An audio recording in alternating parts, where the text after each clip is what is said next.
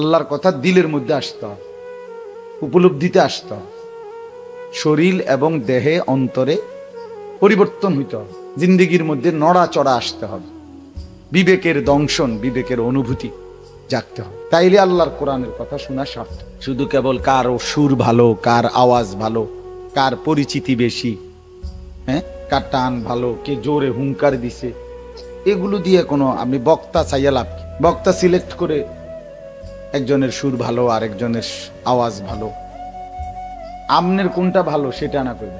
আমার নিজের পরিবর্তন কি হলো সেটা হলো দেখার বিষয়, আমি বদলাইলাম কিনা এটা হলো বিবেচ্য বিষয়। এই জন্য প্রত্যেকটা বয়ানে খেয়াল করবেন, এই হুজুরের সুরটা ভালো রে, ওই হুজুরের শিক্ষাটা ভালো না, এটা কোনো কথা, এটা কোনো বিষয়ই না। মূল বিষয় হলো আমার হৃদয়ে নড়ে চড়ে উঠছে কিনা।